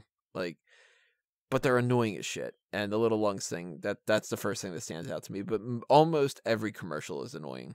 Vaping is a lot safer than Yeah, that's up there. Other than that, I don't know. But there's some commercials I love. I know Geico's been running the older commercials, and I get a kick out of there's a little pig cry wee wee wee all the way home, and it's just the pig in the car going wee wee wee. I love that. That's funny to me. But yeah, the vaping commercials do annoy me. I don't watch commercials. I had the capacity to skip them through my Skybox or whatever. And yeah, even though I work in advertising, commercials are the devil and should be avoided at all costs. Have you ever played a hand in a commercial? No. I've been involved in like Facebook ads and stuff like that, so you might see a few of those ones and videos to that. I mean, you wouldn't because they're all UK based, so it'd be very odd if they started popping up in your feed and stuff like that. But no television commercials. In a great big world. What do you think about Shane Strickland coming to WWE? I know nothing about him. Love it. He's good. Push him to the moon. He's okay. He's a very good wrestler. I don't see a huge amount of. I see a very high ceiling, which he probably won't be able to reach. He's pretty small. We need more, and I'm not usually this guy, but they need more black superstars. Like you don't see many who make it to the mainstream outside of the New Day. I'd like to see a single star. I haven't even ever seen a picture of the guy. I know nothing about him. So he's pretty small. But that shouldn't matter anymore. If there's one match you want to see of his, just to give you a sense of what sort of lengths this guy will go to try and get over. You should watch the I think it was Lucha Underground Ultima Lucha season 3, where it was either season 3 or season 2, I can't remember exactly, but he had that match with Air Fox. Yes, Yeah. which was essentially a death match for all intensive purposes, where he went through glass and like barbed wire and thumbtacks, and like there was like the match was so brutal that at one point there was a stretcher and a part of the wrestler's body was hanging on the stretcher. Oof. That was how bad it got. So if you want to check that out, if you've got like a strong enough stomach, then I'd search that match out. Let's go to another Frankie question here. This is probably only for Tony, but are you finally starting to warm up to Daniel Bryan as a heel? I'm still withholding judgment. I want to know what they're doing for WrestleMania. I'm if a the little plans are like just to put him against AJ Styles again, then no, he's not doing a good enough job for me. But Wait, why was that only for you? I don't know. Because he's the Probably only because one I'm the that one that's like, most doesn't negative like. about it. Yeah, he's the one that's negative about it. I still think that it's potentially a mistake to have turned him heel. This has been amazing. Like, I'll admit the Yes Movement thing with the way they were doing it was stale, and credit to Brian for being the most beloved person, but also knowing, hey, I have values that, if portrayed in the right way, can be really dickish, and he is going all the way with it. I love the championship belt, I really do. See, that's where I kind of am like, I can like flip flop on this, because I didn't think that the Yes Movement stuff was the best thing going at the same time, but I also thought that they didn't really give him much to go with. Like they put him with Big Cass. It was like, well, you're not going to get much when it comes to that. So I think that they feel like that wasn't going anywhere, but I also feel like that's partially their fault. So they could have done more and they just didn't. And I can see that this heel turn can work, and I hate the championship, which is perfect because I'm not supposed to like it. So it's ugly as sin, which is amazing. But it's sustainable, Tony. It's like if he was a babyface and that was supposed to be the actual championship, it'd be the ugliest championship, and I'd be so pissed off right now. But he's a heel, and it's supposed to be this stupid looking, ridiculous type of thing. So it's like that's amazing. That's perfect.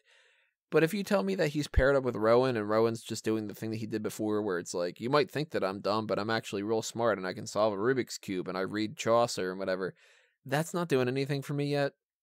And it could work, but right now all they've done is he fought AJ Styles for the 5th or 6th time, and then they put him in a match with 5 other people. It's nothing right now. And that could be great heading into WrestleMania. It could be like this super interesting storyline, or it could be a situation where they really don't have anything for him and it's just sort of like, well, let's put Rowan with him because maybe that'll be something and we'll figure it out. And then they don't figure it out. So I'm hesitant to hate it. I'm hesitant to like it. Right now, what they're giving me, I'm not really loving, but there's potential. Let's put it that way. I'm not writing it off yet. I lost my train of thought here. Oh, that's where we are. We're on, is WWE going to have Kurt Hawkins break the losing streak by winning the Raw Tag Team titles with Zack Ryder, possibly at Mania, like the pre-show?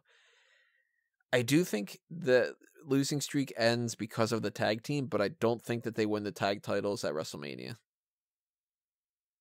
I hope they do. I think he wins the Battle Royal. That could be a possibility. I don't think they tag together. That's the thing. I think they might work together a little bit in the Battle Royal, but I would have thought. I mean, knowing WWE, and again, sounds like I'm shitting on them all the time, but there's very, very real possibility they just win a match on a random episode of Raw and never win again.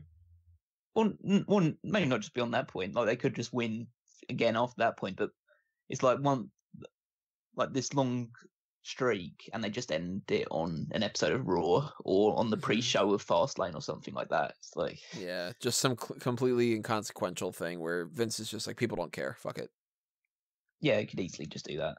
But I'd say like the idea of winning the tag titles on WrestleMania pre-show would be interesting. I mean, they don't care about those tag titles, so I guess any team could have it.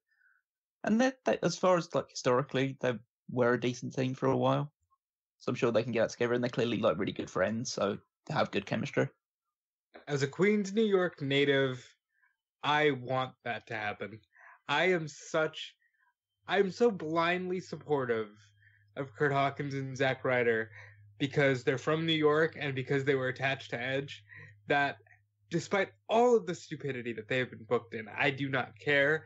I blindly support them. So I would love to see them win the tag team titles in New Jersey, not New York.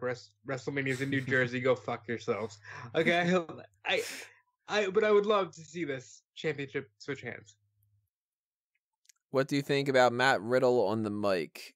He's not supposed to be good, so it's okay. Bro, he's about as good as RVD was with that. Hey, everything's cool. I'm chill. Yeah. Hey. Yeah, remember, I don't give RVD high scores. But go ahead, Cal. He's different. Yeah, Different's good. Exactly. We don't want Definitely. everyone that says that in the same exact tone and the same exact thing, and he hasn't been killed yet by the stupid WWE scripting of everything that he says at the moment, so he's perfectly fine. In fact, he's good. I mean, he's not supposed to be The Rock pulling out some charismatic, enthusiastic type promos. He's chill, he's, low key, that kind of a thing, so He's got his he own pulls it off. charisma about him. Yeah. So that's good. When do you think that Punishment Martinez is going to get a bigger look for NXT? Post-Mania, after they move people around. I'm not crazy about him, I'll tell you that much. I haven't seen enough of him yet. I don't think they've settled on what his new gimmick is going to be, or what his character is. Like, they did the thing where they brought in Dijakovic for one match against, was it Keith Lee or was it Matt Riddle? It was one of the two. And then Riddle. Yeah, and then they just repackaged him essentially and said, okay, now we're pushing him, as opposed to just him being a guy that we know is ready, but we just haven't found anything for yet. I think Martinez is currently in that situation. Once he has been given his gimmick and motivations and character, then probably around about, like you say, WrestleMania time, then we'll see him pushed up a little bit towards a mid-title picture. But I'm not saying I'm not impressed by him, because I think he's got a lot of good attributes, but I don't know what his place is just yet. Well, like I've said this before, he's a better wrestling version of Baron Corbin. And I preferred Corbin's lone wolf persona to what I've seen of Punishment. I hope that I'm looking back at this and saying, wow, I was wrong and I really like him now. But right now, I don't see it. What I would love is that they do some sort of storyline where Baron Corbin gets facial reconstruction surgery, and then he comes back as Punishment Martinez, and then Baron Corbin just goes away. What would you do with Kevin Owens and Sami Zayn when they return? I think, again, this depends on the superstar shakeup, and I want Sami Zayn to be a babyface again. I don't like the idea that Sami Zayn, Daniel Bryan, and Johnny Gargano are all heels right now. That kind of rubs me the wrong way. I think they should both come back as baby faces. I think it's about time you made Kevin Owens a babyface, because let's face it, even if he is a heel, the crowd are going to cheer him because he's Kevin Owens and he's great at everything that he does. That's true. So, go ahead. Well, I just said, I think there's enough room that you can play off the fact that they've both been hurt and they've both been fighting their way back to take back what's theirs, but doing it in a babyface way as opposed to them just jerking people off and stuff like that. I think Zayn would be perfect for the role that Rowan is in right now. Zayn and Bryan teaching people that consumerism strikes me as funny and genuine to an extent. With Owens needs to be a babyface. Owens can almost be that Chris Jericho snarky babyface like they were doing with Elias in the month of December, but do it better because people actually really love Kevin Owens.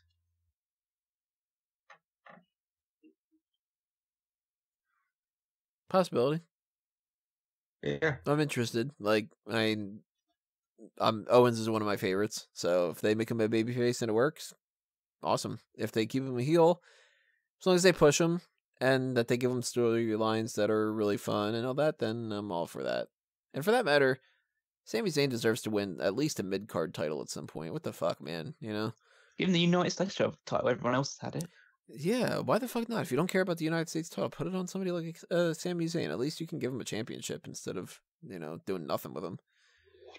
But we're going to have to see after the shakeup. I think that's the real key for all that. If Ric Flair was wrestling right now in his prime, where would WWE put him as? This is tough because I feel like in Ric Flair's prime, he still wasn't the type of wrestler that they would be looking for. And if Flair were in his prime right now, he wouldn't necessarily be in WWE. I mean, it's quite clear considering the fact that when he was in his prime, he wasn't in WWE. Right. The sense of, with either that WWE wanted him and he didn't want to go to WWE, or he didn't mind where he wrestled, but WWE weren't very interested in him. So, I don't know, because when they did eventually get in, they did push him to the top because it was Ric Flair. But they very quickly thought that he was too old and over the hill and decided to let him go back, even though he clearly had a lot of years left in him. So I don't know where they would have positioned it. I think he still would have been a top guy because you can't keep Ric Flair down. Is this thing, like, you could give him shitty gimmicks and characters and stuff like that, but he'll rise to the top because he's Ric Flair. But I don't know if they'd give him the World Championship more than once if he'd have been in WWE for a longer amount of time. Because they typically gave like baby faces long runs and had a heel as a transition instead. Now, as I understand this is saying Ric Flair in his prime, but in today's WWE system. Assuming that is what it is, he's like every other great working heel. He does phenomenal work at NXT, and then they shit all over him on Monday Night Raw. Yeah, I guess like it would be a situation where he would just be another interchangeable upper mid-card heel. Yeah. Who cuts like the best promos the entire night and then gets beaten up by Braun Strowman in a couple of minutes or whatever. You know, Yeah, like WCW tried to do with him in '96. Yeah, that sounds about right. It's a shame because like you just talk about a guy who most people would categorically say is the best who's ever wrestled, if not one of the best who's ever wrestled. And yeah, in today's WWE, he'd probably just be a guy that everyone says how great he is, but isn't actually pushed. Yep. Would you rather have hiccups for the rest of your life nonstop, or would you rather have to sneeze for your whole life, but it won't come out? I'd have to go with the sneeze thing, but it depends on how badly I'd have to sneeze. If I'm sitting there going, for my entire life, then fuck that. But if it's just sort of like, oh, my nose is a little itchy, it's a little bit easier. Fuck both scenarios. Oh yeah, both terrible. It's like ninth circle of hell kind of shit. But I definitely would rather sneeze than hiccup my whole life. The hiccuping would make the podcasting quite. So I guess the sneezing would probably be the better option of the two. But so what if the whole podcast is just us either hiccuping or going, ah, ah. Honestly, we get more views. Yeah. Another would you rather scenario is, so I thought this is a funny thing. It was, would you rather fart popcorn or have everyone see your browsing history on your phone? My go-to thing was, I don't have anything embarrassing on my phone's history, so go ahead and check it out. But I'm really curious about the farting popcorn thing. Is it one time? Is it that every time that you fart, popcorn comes out? If it is it the kernel, or is it popped already? Is it popping through the process of farting? Like, there's a lot of things that go along with this. Does it come with butter? Yeah, is it got a high markup like in movie theaters? Could you sell the popcorn to people? Yeah, there's nothing stopping you. And technically, if you're farting out popcorn, aren't you pooping out popcorn, not farting it out? Or is this like the gaseous form of popcorn? Like, so wait a minute. If it's a one-time thing and it's not going to be painful, I'd probably pick the farting out popcorn just out of curiosity. So if you're farting out popcorn, is your poop like those, those bags that you get at the county fair of like just the really stale kind of popcorn? Is that what your poop is essentially? Maybe Like, someone already has. Maybe someone already has had this real scenario, and that's where all popcorn comes from. So some guy at a fun fair or whatever has actually played this game and decided, yeah, I'm gonna fart popcorn for the rest of my life or whatever. He's making a big killing. People eating his like poopy popcorn. Poopcorn. Poopcorn, yeah, that's it. I now no longer want to eat popcorn and wish my browsing history was a little more risque. Yeah, it's like you check my browsing history on my phone, and it's something like, the other day I was like Googling stupid answers for stupid things. Like, I don't know, like, what's that section of the light bulb called in the center of it, or like, whatever. Like, that kind of crap on my phone. Yeah, my browser history of my phone is like completely empty. Just stay away from my laptop. Yeah. That's a different story then. Yeah. I'd imagine Tony's browser history is just like one tab is just puns, and the other tab is, good lord, why can't I sleep? Somebody please send help. And then the third tab is just, fuck WWE, and the rest is just everything he's working on. I assume that the last thing that was searched on my phone was probably something about sleep related or stress related. Because, for context of how I started this off saying that I was tired, I got about an hour and a half sleep, and I've been not getting much sleep over the past couple of days, and I'm already somebody who doesn't sleep all that much, so that goes to show you. But I laid in bed trying to sleep for about 6 hours, tossing and turning.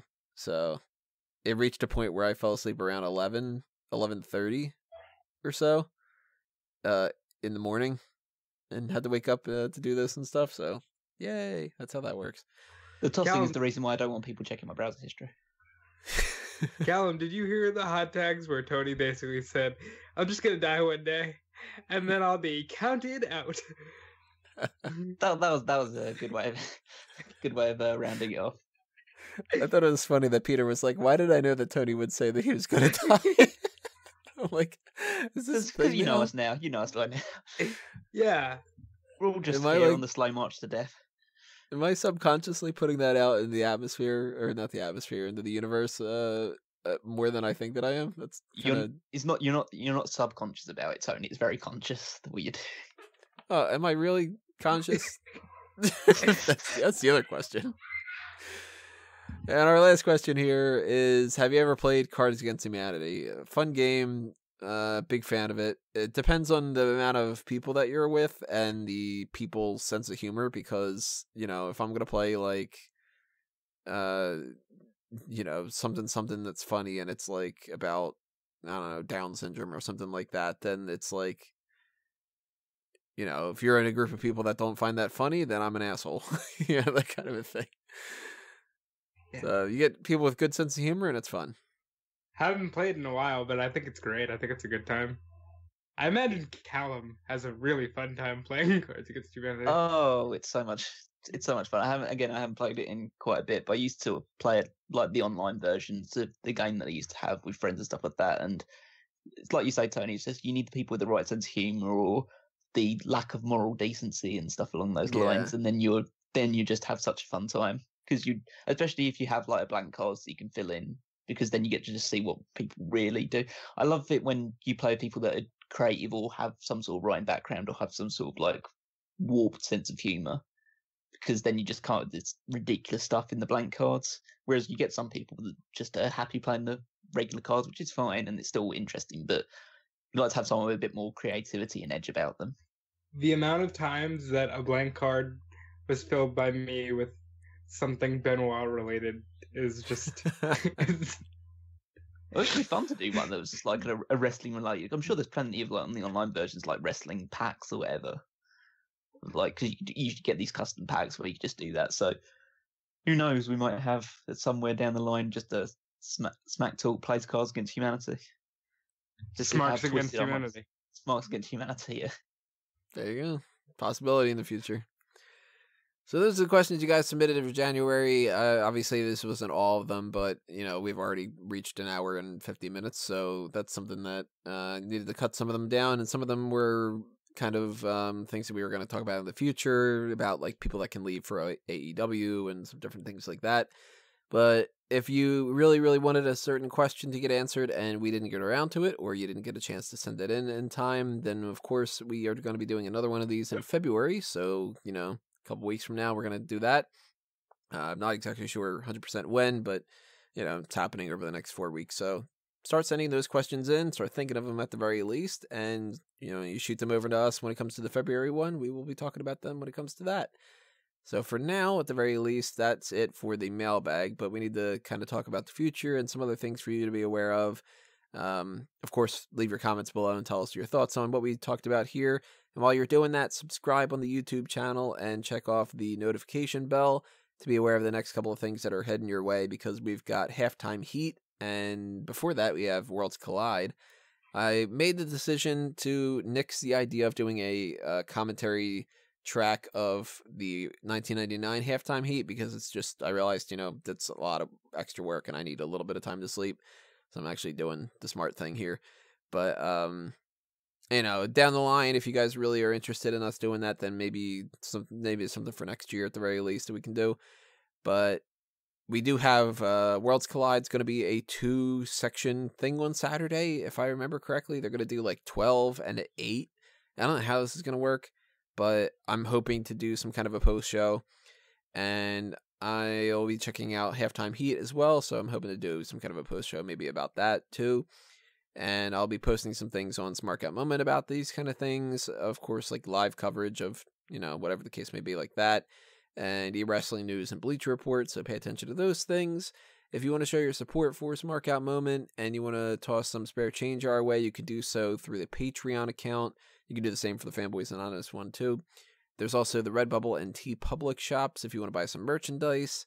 And you can just like things and share things and favorite things and follow us on Facebook and Twitter at Smark Out Moment and all the other kind of stuff that's happening all over the place. So go ahead and do that. Do the same thing for fanboysanonymous.com and all the other things that are involved in that regard. And do the same thing for these guys for their projects. So, Rob? Yes, you can follow me on Twitter and Instagram at DudeFelice. I will be doing the WrestleZone Daily in about 45 minutes, so maybe this doesn't get up in time, but I do that every Monday through Thursday on WrestleZone's Facebook page, which is facebook.com/WrestleZoneCom. Outside of that, check out eWrestling News for all the stuff that myself and Tony have up there. Check out all the weeklies, which just reminded me I gotta go draft Triple Threat questions. And Callum, what you got going on? Well, you can find me on Twitter at Wigmeister14, and I'll be doing power rankings this week, so check out all the other weekly articles as well, but especially that one because that's my favourite.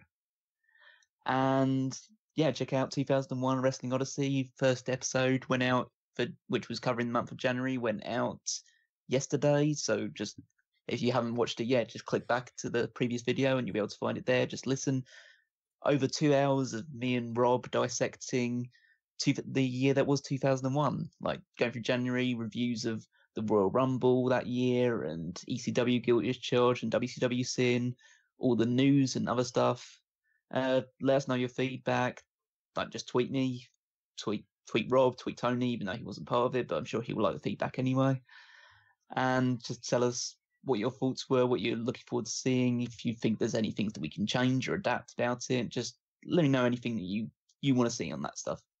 Alrighty, everybody, that's going to do us in for this. Pay attention to the other things that are coming that we mentioned before, and also all the other things that are going down the pipeline when it comes to Elimination Chamber and I don't know, whatever else we got going on. So that stuff is in the works, and that's going to do us in for this. Adios for now, everybody. This has been another Smark Out Moment, and we're being counted out.